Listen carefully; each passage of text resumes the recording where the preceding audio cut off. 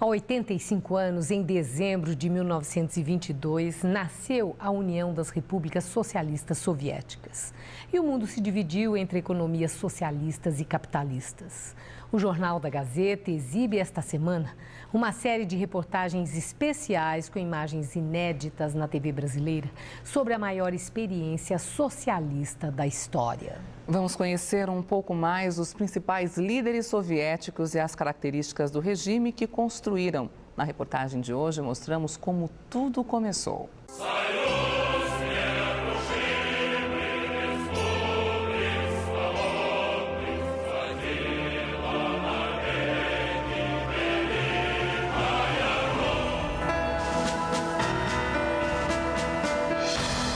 Vladimir Ilyich Ulyanov, celebrizado mundialmente como Lenin, sonhava livrar o povo russo da opressão do regime czarista e via no socialismo uma forma de alcançar esse objetivo.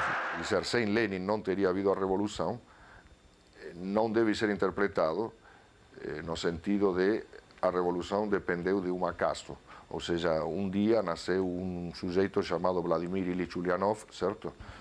E se não tivesse nascido, não teria havido a Revolução Russa. Não se deve pensar dessa maneira. Para o professor, mesmo que Lenin não tivesse existido, alguma revolução teria ocorrido, ainda que com outra liderança. Lenin tinha um temperamento forte e pavio curto. Raramente sorria. Estava sempre ocupado demais, estudando uma forma de fazer a transição do autoritário regime czarista para um sistema político-econômico moderno e democrático. O sonho acabou levando o jovem à prisão na Sibéria diversas vezes antes da Revolução de 1917. E durante esses exílios ele desenvolveu, com base no marxismo, o leninismo, pedra fundamental do socialismo russo. Aquele cenário que Marx esperava para a Alemanha, e esperou em vão, certo, até o final da sua vida, que era a combinação de um levante operário com uma guerra camponesa, se produziu não na Alemanha, como Marx esperava, mas na Rússia. Marx dizia que essa era a combinação invencível. Depois da Revolução de 1917, a Rússia mergulhou numa guerra civil. Os revolucionários vermelhos, bolcheviques, lutavam contra brancos, mencheviques. França, Reino Unido, Estados Unidos e mais 14 países chegaram a enviar tropas para frear os vermelhos, que tinham conquistado o poder na Revolução.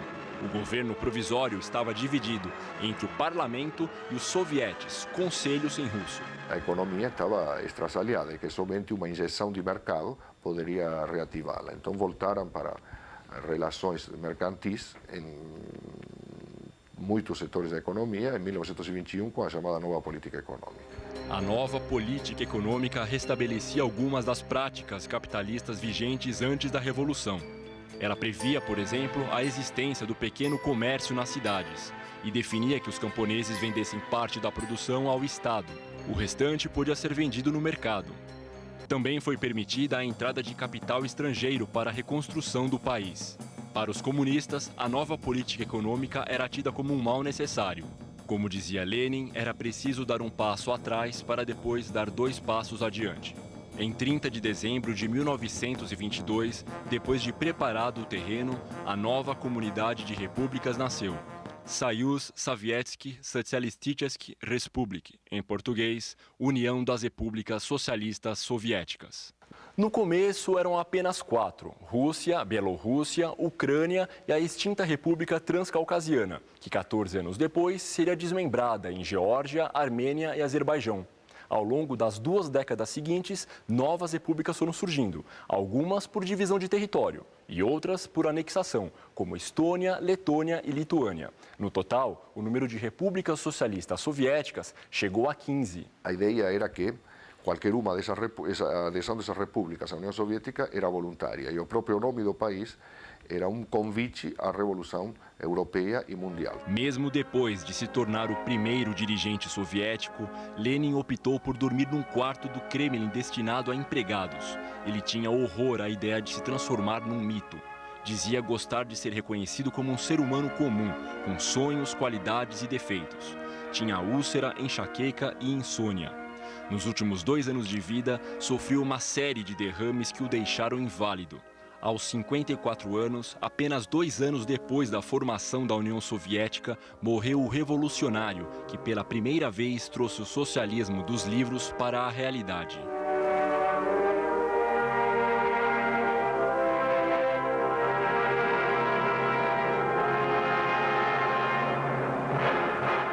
Joseph Stalin já estava por perto, mas ainda levaria alguns anos até que ele, de fato, sucedesse Lenin. O corpo do líder soviético foi mumificado. A técnica usada é segredo de Estado e deve garantir uma sobrevida de pelo menos mais 100 anos aos restos de Lenin. O homem que ousou acreditar no sonho de uma sociedade igualitária não imaginava que ela duraria tão pouco e que terminaria tão longe da perfeição que ele havia planejado. Lenin continua dormindo na Praça Vermelha, em Moscou, mas já faz muito tempo que o sonho acabou.